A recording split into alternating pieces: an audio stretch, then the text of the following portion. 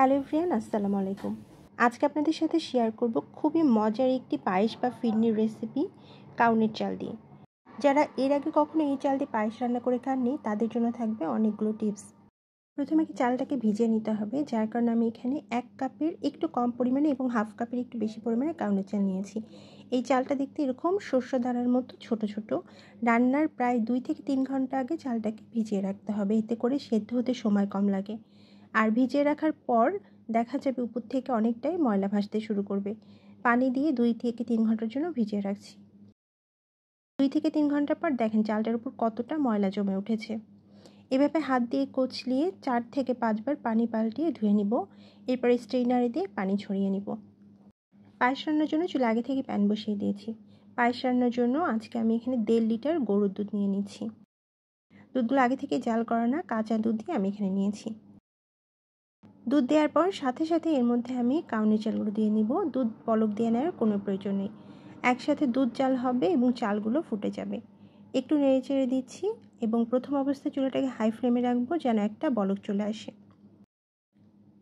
দুধে একটা বলক চলে আসলেই চুলা লো ফ্লেমে দিয়ে হালকা আঁচে মধ্যে রেখে চালগুলোকে সেদ্ধ করে নিতে হবে। এভাবে একটু নেড়ে চেড়ে দিচ্ছি যেহেতু অনেকটাই বলক চলে আসছে এবং চারপাশ দিয়ে সরগুলো লেগে গেছে, যার কারণে হাতল দিয়ে নেড়ে সবগুলো একখানে করে দিয়ে একটু নেড়ে চেড়ে দিলাম।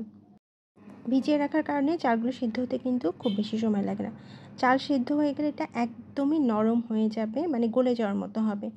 যখন এরকম 70% সিদ্ধ হয়ে যাবে সেই পর্যায়ে আমি এর মধ্যে দিয়ে দেব কিশমিশ। আমি এখানে 2 টেবিল চামচ পরিমাণে কিশমিশ দিয়ে দিচ্ছি। আর দিচ্ছি 2টো সাদা এলাচ এবং একটা দারচিনি। এখন চুলাটাকে একদম লো ফ্লেমে দিয়ে ঠিক ততক্ষণ পর্যন্ত রান্না করব যতক্ষণ একদম সেদ্ধ না হয়ে এসেছে। যখন এটা এরকম গলা গলা হয়ে যাবে তাহলে বুঝতে হবে একদম সেদ্ধ হয়ে গেছে। 30 থেকে 40 মিনিটের মতো লো ফ্লেমে জাল করে সেদ্ধ করে নিয়েছি। এখন চুলাটাকে একদম বাড়িয়ে দিয়ে এর মধ্যে আমি চিনি অ্যাড করে দেব। এখানে আমি 1 কাপের একটু কম পরিমাণে চিনি দিয়েছি। আর লবণ দিয়ে দিচ্ছি 1/4 চা চামচের মতো। এখন গুঁড়ো দুধ দিয়ে দিচ্ছি 3 টেবিল চামচ। একদম সেদ্ধ না হয়ে আসলে কিন্তু এর মধ্যে চিনি অ্যাড করবেন না, এতে করে চালটা সেদ্ধ হবে না। যখনই প্রপার সেদ্ধ হয়ে যাবে তারপরে চিনি অ্যাড করতে হবে।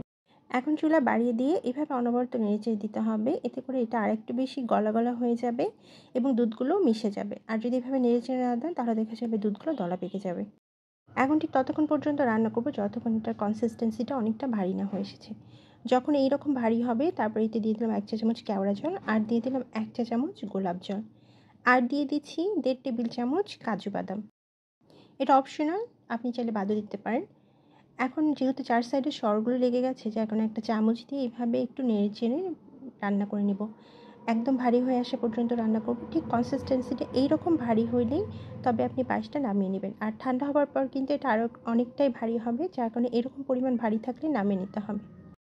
এই পায়েসটা খেতে কিন্তু একদম একটু অন্যরকম হয় এবং খুবই মজার হয়।